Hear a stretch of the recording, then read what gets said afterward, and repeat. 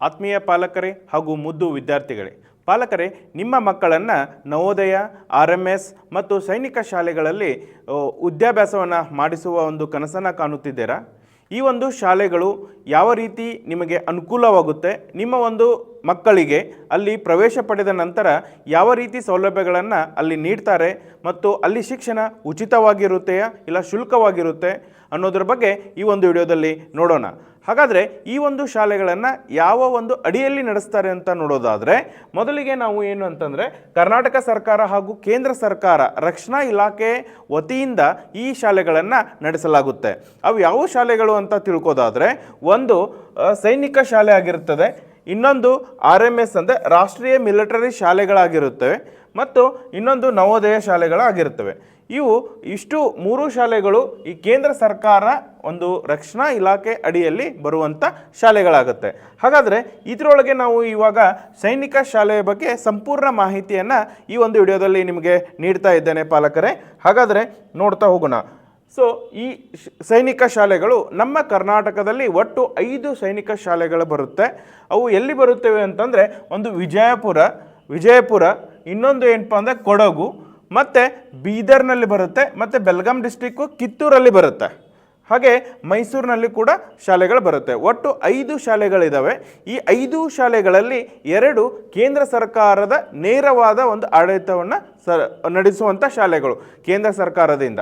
ಅವು ಎಲ್ಲಿ ಇದೆ ಅಂತಂದರೆ, ಪೂರ್ಣ ಪ್ರಮಾಣದಲ್ಲಿ ಇರುವಂಥ ಸೈನಿಕ ಶಾಲೆಗಳು ಯಾವುವು ಅಂತಂದರೆ, ಒಂದು ಬಿಜಾಪುರದಲ್ಲಿ ಇರುವಂಥ ಶಾಲೆ ಆಗಿರ್ಬೋದು, ಇನ್ನೊಂದು ಕೊಡಗು ಡಿಸ್ಟಿಕ್ನಲ್ಲಿ ಇರುವಂಥ ಶಾಲೆ. ಇದು ಕೇಂದ್ರ ಸರ್ಕಾರದ ಒಂದು ಪೂರ್ಣ ಅವಧಿ ಅಂತಂದರೆ ಏನಿರುತ್ತೆ ಅಂತಂದರೆ, ಒಂದಷ್ಟು ಕೇಂದ್ರ ಮತ್ತು ರಾಜ್ಯ ಸರ್ಕಾರ ಎರಡೂ ನಡೆಸ್ತವೆ. ಅಂಥವು ಯಾವುವು ಅಂತಂದರೆ, ಬೀದರ್ನಲ್ಲಿ ಇರುವಂಥದ್ದು, ಆಮೇಲೆ ಕಿತ್ತೂರು ಸಮೀಪ ಅಂದರೆ ಸಂಗೊಳ್ಳಿ ರಾಯಣ್ಣ ಸೈನಿಕ ಶಾಲೆ ಅಂತ ಮಾಡಿದ್ದಾರೆ, ನಿಮಗೆಲ್ಲ ಗೊತ್ತಿದೆ, ಅದಾಗಿರ್ಬೋದು, ಮತ್ತು ಮೈಸೂರಿನಲ್ಲಿ ನಡೆಯುವಂಥ ಶಾಲೆ ಆಗಿರ್ಬೋದು. ಇವು ಕೇಂದ್ರ ಮತ್ತು ರಾಜ್ಯ ಸರ್ಕಾರ ಇಬ್ಬರೂ ಕೂಡ ಕೊಲಾಬ್ರೇಷನ್ನಲ್ಲಿ ನಡೆಸುವಂಥ ಸ್ಕೂಲ್ಗಳಾಗವೆ. ಪೂರ್ತಿ ಪ್ರಮಾಣದಲ್ಲಿ ಆಡಳಿತ ಇರುವುದು 2 ಸ್ಕೂಲ್ಗಳು, ಒಂದು ಬಿಜಾಪುರನಲ್ಲಿರುವಂಥ ಸೈನಿಕ ಶಾಲೆ ಆಗಿರ್ಬೋದು, ಇನ್ನೊಂದು ಕೊಡಗು ಶಾಲೆ ಅಂದರೆ ಕೊಡಗು ಜಿಲ್ಲೆಯಲ್ಲಿ ಅಂತಿರುವಂಥ ಸೈನಿಕ ಶಾಲೆ ಆಗಿರ್ಬೋದು. ಒಟ್ಟಾರೆ ನಮ್ಮ ಸುದೈವ ಅನ್ಬೋದು, ನಮ್ಮ ಕರ್ನಾಟಕದಲ್ಲಿ ಒಟ್ಟು ಎಷ್ಟು ಶಾಲೆಗಳಿದ್ದಾವೆ ಅಂತಂದು 5 ಸೈನಿಕ ಶಾಲೆಗಳಿದ್ದಾವೆ. ಹಾಗಾದರೆ ಈ ಒಂದು ಶಾಲೆಗೆ ಅಂದರೆ ಪ್ರವೇಶ ಪರೀಕ್ಷೆಗೆ ಯಾವ ರೀತಿ ಎಕ್ಸಾಮ್ ಇರುತ್ತೆ, ನಿಮ್ಮ ಮಗುವಿಗೆ ಏನು ಪ್ರಿಪೇರ್ ಮಾಡಬೇಕು, ಯಾವ ಸಬ್ಜೆಕ್ಟ್ಗಳ ಮೇಲೆ ಇಲ್ಲಿ ಮಾಹಿತಿ ಮೇಲೆ ಇಲ್ಲಿ ಏನಪ್ಪ ಅಂತಂದರೆ ಎಕ್ಸಾಮ್ ತಗೋತಾರೆ ಅನ್ನೋದ್ರ ಬಗ್ಗೆ ನೋಡೋಣ. ಯಾವೊಂದು ವಿಷಯನ ಓದಬೇಕಾಗುತ್ತೆ ಅನ್ನೋದ್ರಿಗೆ. ಇಲ್ಲಿ ಈ ಸೈನಿಕ ಶಾಲೆಯ ಒಂದು ಮಾದರಿ ಪರೀಕ್ಷೆ ಯಾವ ಥರ ಇರುತ್ತೆ ಅಂತಂದರೆ, ಇಲ್ಲಿ ಒಟ್ಟು 300 ಅಂಕಗಳಿಗೆ ಪರೀಕ್ಷೆಯನ್ನು ತೆಗೆದುಕೊಳ್ತಾರೆ. ಹಂಗಾರೆ ಈ ಒಂದು ಪ್ರಶ್ನೆ ಪತ್ರಿಕೆಯಲ್ಲಿ ಒಟ್ಟು 4 ಭಾಗಗಳಾಗಿ ವಿಂಗಡಿಸ್ತಾರೆ, 4 ಸಬ್ಜೆಕ್ಟ್ಗಳು ಬರುತ್ತೆ. ಹಾಗಾದರೆ ಯಾವೆಲ್ಲ ಸಬ್ಜೆಕ್ಟು, ಯಾವ ಒಂದು ವಿಷಯ ಎಷ್ಟು ಅಂಕಗಳಿಗಿರುತ್ತೆ ಅನ್ನೋದ್ರ ಬಗ್ಗೆ ನೋಡೋಣ. ಇಲ್ಲಿ ಅಂಕಗಣಿತ ವಿಷಯ ಇರುತ್ತೆ. ಅಂಕಗಣಿತದ ಮೇಲೆ ಒಟ್ಟು 50 ಪ್ರಶ್ನೆಗಳಿರುತ್ತೆ. ಒಂದು ಪ್ರಶ್ನೆಗೆ 3 ಅಂಕಗಳನ್ನು ನಿಗದಿಪಡಿಸಲಾಗಿದೆ. ಒಟ್ಟಾರೆ ಈ ಅಂಕಗಣಿತ ಈ 300 ಅಂಕಗಳಲ್ಲಿ 150 ಅಂಕಗಳಿಗೆ ಸೀಮಿತವಾಗಿರುತ್ತದೆ. ಹಾಗಾದರೆ ನಿಮ್ಮ ಮಗು 150 ಅಂಕಗಳ ಒಂದು ಅಂಕಗಣಿತವನ್ನು ಬಿಡಿಸಬೇಕಾಗುತ್ತೆ. ಅದೇ ರೀತಿ ನೆಕ್ಸ್ಟ್ ನೋಡೋದಾದರೆ, ಸಾಮಾನ್ಯ ಜ್ಞಾನದ ಬಗ್ಗೆ ಕ್ವಶನ್ಸ್ ಕೇಳ್ತಾನೆ. ಜನರಲ್ ನಾಲೆಡ್ಜ್ ಬಗ್ಗೆ ಎಷ್ಟು ನಂಬರ್ ಆಫ್ ಕ್ವಶನ್ಸ್ ಅಂತಂದರೆ 25 ಕ್ವಶನ್ಸ್ ಇರ್ತವೆ. ಇದಕ್ಕೆ 50 ಅಂಕಗಳನ್ನು ಇಟ್ಟಿದ್ದಾರೆ. ಒಂದು ಪ್ರಶ್ನೆಗೆ 2 ಅಂಕಗಳನ್ನು ಹಂಚಿಕೆ ಮಾಡಲಾಗಿದೆ.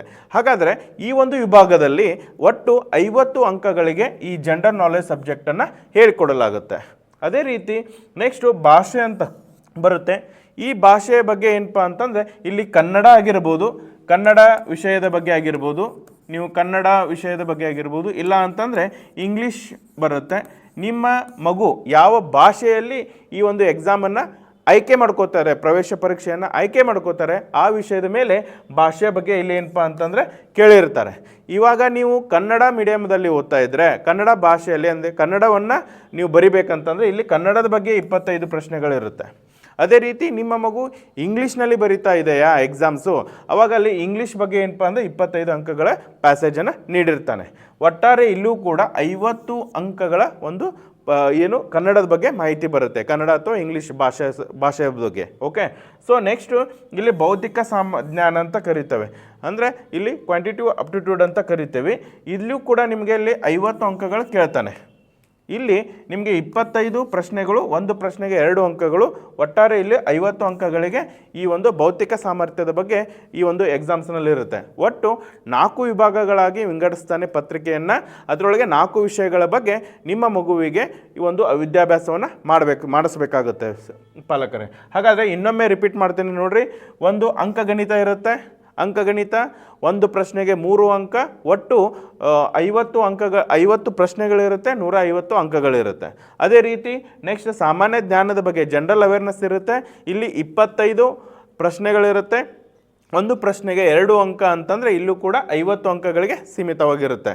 ಯಾವುದು? ಸಾಮಾನ್ಯ ಜ್ಞಾನ. ಇನ್ನು ಮುಂಬರುವುದು ಭಾಷೆ. ಇಲ್ಲಿ ಕನ್ನಡ ಅಥವಾ ಇಂಗ್ಲೀಷ್ ಆಗಿರ್ಬೋದು. ಇಲ್ಲೂ ಕೂಡ 25 ಅಂಕಗಳಿರುತ್ತೆ. ಅಂದರೆ 25 ಪ್ರಶ್ನೆಗಳಿರುತ್ತೆ, ಅಲ್ಲಿ 50 ಅಂಕಗಳಿರುತ್ತೆ. ಅದೇ ರೀತಿ ಭೌತಿಕ ಜ್ಞಾನ, ಇಲ್ಲಿ ಕೂಡ 25 ಪ್ರಶ್ನೆಗಳು ಬರುತ್ತೆ. ಒಂದು ಪ್ರಶ್ನೆಗೆ 2 ಅಂಕ ಅಂತಂದರೆ ಒಟ್ಟು 50 ಅಂಕಗಳಿರುತ್ತೆ. ಒಟ್ಟಾರೆ ನಾವು ಸೈನಿಕ ಶಾಲೆಗೆ ಆಯ್ಕೆ ಆಗಬೇಕಂತಂದರೆ 300 ಅಂಕಗಳ ಪ್ರಶ್ನೆ ಪತ್ರಿಕೆ ಇರುತ್ತೆ. 300 ಅಂಕಗಳನ್ನು ಬಿಡಿಸಬೇಕು. ಇಲ್ಲಿ 2.5 ತಾಸು ಅಂತಂದರೆ 2.5 ಗಂಟೆಗಳ ಕಾಲ ನಿಮಗೆ ಪರೀಕ್ಷಾ ಸಮಯವನ್ನು ಇಟ್ಟಿರ್ತಾರೆ. ಅಷ್ಟರೊಳಗೆ ಈ ಎಕ್ಸಾಮ್ಸನ್ನು ಬಿಡಿಸಬೇಕಾಗುತ್ತೆ ವಿದ್ಯಾರ್ಥಿಗಳೇ.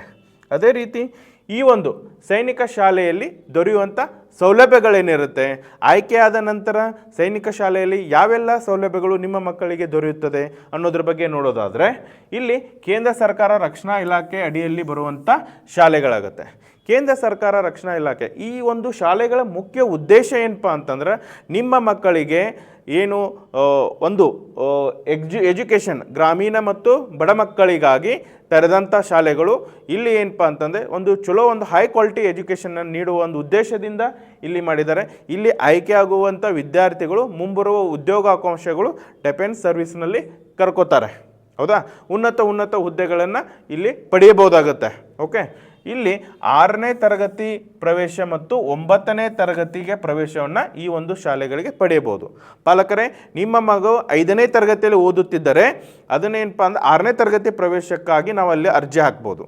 ಇನ್ನೊಂದು ಚಾನ್ಸ್ ಏನಿರುತ್ತೆ ಅಂತಂದರೆ 9ನೇ ಅಂದರೆ 8ನೇ ತರಗತಿ ಇರುವಾಗ 9ನೇ ತರಗತಿಗೆ ಏನಪ್ಪ ಅಂದರೆ ಅಲ್ಲಿ ಪ್ರವೇಶವನ್ನು ಪಡೀಲಿಕ್ಕೆ ಅವಕಾಶ ಇದೆ. ಹಾಗಾದರೆ ನಾವು ಈ ಸೈನಿಕ ಶಾಲೆಗಳಿಗೆ 2 ರೀತಿ ಪ್ರವೇಶವನ್ನು ಪಡಿಬೋದು. ಒಂದು 5ನೇ ತರಗತಿ ಇರುವಾಗ 6ನೇ ತರಗತಿ ಪ್ರವೇಶಕ್ಕೆ, ಇನ್ನೊಂದು ಏನಪ್ಪ ಅಂತಂದರೆ 8ನೇ ತರಗತಿ ನಿಮ್ಮ ಮಗು ಇದ್ದಾಗ 9ನೇ ತರಗತಿ ಕ್ಲಾಸ್ಗಳಿಗೆ ನಾವಲ್ಲಿ ಪ್ರವೇಶಕ್ಕೆ ಇಲ್ಲಿ ಅರ್ಜಿಯನ್ನು ಹಾಕ್ಬೋದು. ಓಕೆ, ಈ ಒಂದು ಶಾಲೆಗಳಲ್ಲಿ ಯಾವ ಪಠ್ಯಕ್ರಮವನ್ನು ಬೋಧಿಸ್ತಾರೆ ಅಂತಂದರೆ ಇಲ್ಲಿ CBSE ಪಠ್ಯಕ್ರಮವನ್ನು ಬೋಧಿಸ್ತಾರೆ.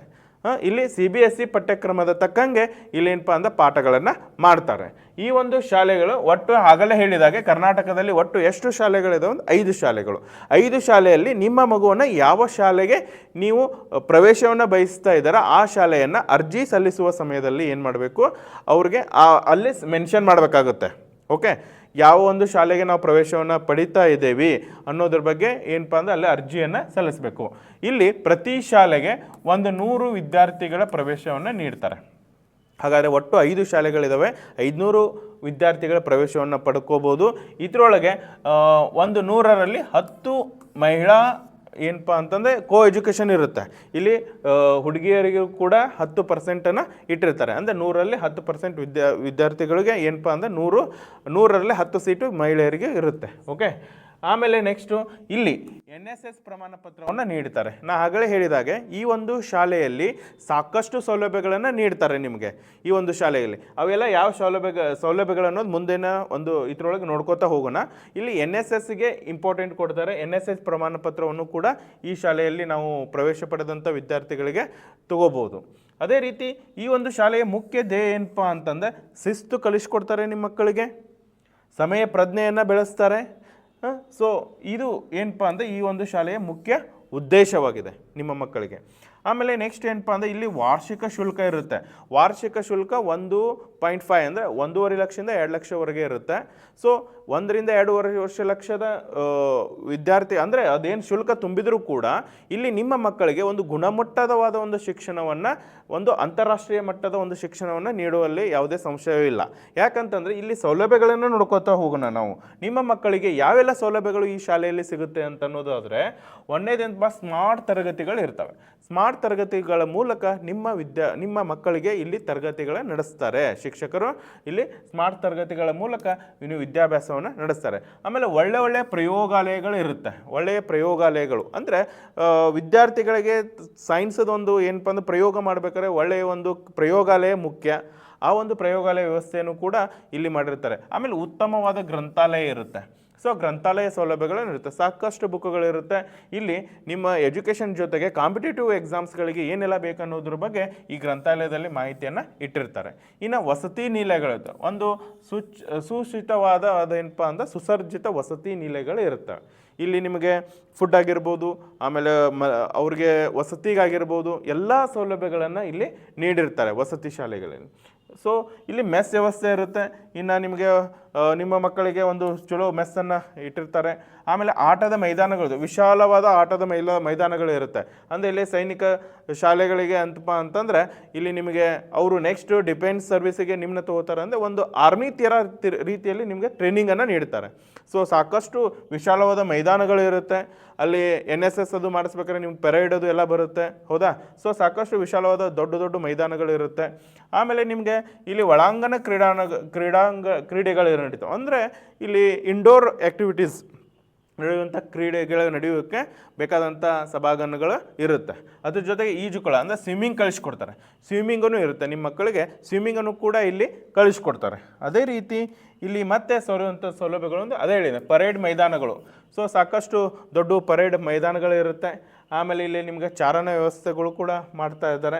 ಆಮೇಲೆ ಫಿಟ್ನೆಸ್ಸಿಗೆ ಜಿಮ್ಸ್ ಮೀನ್ಸ್ ಒಂದು ಸದೃಢವಾಗಿ ಇದು ಮಾಡಲಿಕ್ಕೆ ಒಂದು ವ್ಯವಸ್ಥೆಯನ್ನು ಮಾಡಿರುತ್ತೆ. ಅಂದರೆ ಪರೇಡ್ ಇರುತ್ತೆ, NSS ಇರುತ್ತೆ, ಮುಂತಾದ ಸೌಲಭ್ಯಗಳು ಏನಪ್ಪ ಅಂತಂದರೆ ನಿಮ್ಮ ಮಕ್ಕಳಿಗೆ ದೊರೆಯುತ್ತೆ. ಸೊ ಇಷ್ಟು ಎಲ್ಲ ಸೌಲಭ್ಯಗಳನ್ನು ನೀವು 1 ಅಥವಾ 2 ಲಕ್ಷ ಏನು ಶುಲ್ಕ ಕಟ್ಟಿದರೂ ಕೂಡ ನಿಮಗೆ ಏನಪ್ಪ ಅಂದ್ರೆ ಸಾಕಷ್ಟು ಸೌಲಭ್ಯಗಳಿರುತ್ತೆ. ಇದ್ರ ಜೊತೆಗೆ ಹಾರ್ಸ್ ರೈಡಿಂಗ್ ಕೊಟ್ಟಿರ್ತಾರೆ. ಹಾರ್ಸ್ ರೈಡಿಂಗ್ ಇರುತ್ತೆ. ಅಂದರೆ ನಿಮ್ಮ ಮಕ್ಕಳನ್ನು ಮಾನಸಿಕವಾಗಿ ಮತ್ತು ಸದೃಢವಾಗಿ ಅಂದರೆ ದೈಹಿಕವಾಗಿ ಕೂಡ ಸದೃಢವನ್ನಾಗಿ ಮಾಡ್ತಾರೆ. ಇವು ಒಂದೇ ಮಾತು ಹೇಳೋದಾದರೆ, ಇಂಥ ಶಾಲೆಗಳನ್ನು ಇದಕ್ಕೂ ಕೂಡ ಪ್ರವೇಶ ಪರೀಕ್ಷೆ ಇರುತ್ತೆ. ಆ ಪ್ರವೇಶ ಪರೀಕ್ಷೆ ಪಾಸಾದ ನಂತರ ನಿಮಗೆ ಏನಪ್ಪ ಅಂತಂದರೆ ಇಲ್ಲಿ ಪ್ರವೇಶವನ್ನು ನೀಡ್ತಾರೆ. ಆ ಪ್ರವೇಶ ನೀಡುವಂಥ ಸಂದರ್ಭದಲ್ಲಿ ನಿಮಗೇನಪ್ಪ ಅಂದರೆ ಶುಲ್ಕಗಳನ್ನು ರಿಯಾಯಿತಿ. ಮತ್ತು ಈ ಶುಲ್ಕಗಳನ್ನು ನಾವು ಏನಪ್ಪ ಅಂದ್ರೆ ಸ್ಕಾಲರ್ಶಿಪ್ಪು ನೀಡ್ತಾರೆ. ಸ್ಕಾಲರ್ಶಿಪ್ ಪ್ರಕಾರ ಏನಪ್ಪ ಅಂದ್ರೆ ಹಿಂದೂ ಕೂಡ ಪಡಿಬೋದು, ಹೌದಾ. ಅದಕ್ಕೆ ಒಟ್ಟಾರೆ ಹೇಳೋದಾದರೆ, ಇಂಥ ಶಾಲೆಗಳಲ್ಲಿ ನಿಮ್ಮ ಮಕ್ಕಳು ಕಲಿತಿದ್ದೇ ಆದರೆ ಈ ಒಂದು ಯಾವುದೇ ಒಂದು ಜಾಬನ್ನು ಪಡೆದುಕೊಳ್ಳಲಿಕ್ಕೆ ಅವರು ಅರ್ಹರಾಗ್ತಾರೆ. ಮೀನ್ಸ್ ಅವರು ಒಂದು ಟ್ಯಾಲೆಂಟನ್ನು ಆ ಥರ ಅವರು ಬೆಳೆಸ್ತಾರೆ. ಆಮೇಲೆ ಅಲ್ಲಿ ಏನಪ್ಪ ಅಂದರೆ ಸಮಗ್ರವಾಗಿ ಅವರು ಅಭಿವೃದ್ಧಿಯನ್ನು ಹೊಂದ್ತಾರೆ ಅನ್ನೋದರಲ್ಲಿ ಯಾವುದೇ ಒಂದು ಸಂಶಯ ಇಲ್ಲ ಅಂತ ಹೇಳ್ಬೋದು. ಇಂಥ ಸ್ಕೂಲ್ಗಳಿಗೆ ಪ್ರವೇಶ ಪಡೀಲಿಕ್ಕೆ ವಿದ್ಯಾರ್ಥಿಗಳಿಗೆ ಒಂದು ಮಾರ್ಗದರ್ಶನದ ಅವಶ್ಯಕತೆ ಇದೆ. ಅಂಥ ಮಾರ್ಗದರ್ಶನವನ್ನು ನಮ್ಮ ಇನ್ಸ್ಪೈರ್ ಅಕಾಡೆಮಿಯಿಂದ ನಾವು ನೀಡ್ತಾ ಇದ್ದೇವೆ. ಆಸಕ್ತ ಪಾಲಕರು ಮತ್ತು ವಿದ್ಯಾರ್ಥಿಗಳು ನಿಮ್ಮ ಮಕ್ಕಳ ಉಜ್ವಲ ಭವಿಷ್ಯಕ್ಕಾಗಿ ನಮ್ಮ ಇನ್ಸ್ಪೈರ್ ಅಕಾಡೆಮಿಗೆ ಭೇಟಿ ಕೊಡಿ. ಮತ್ತು ನಮ್ಮ ಒಂದು ಕಾಂಟ್ಯಾಕ್ಟ್ ನಂಬರ್ ಇರುತ್ತೆ. ಆ ಕಾಂಟ್ಯಾಕ್ಟ್ ನಂಬರಿಗೆ ಕಾಲ್ ಮಾಡೋದರ ಮೂಲಕ ಹೆಚ್ಚಿನ ಮಾಹಿತಿಯನ್ನು ಕೂಡ ನೀವು ಪಡೆದುಕೊಳ್ಬೋದು. Okay, thank you.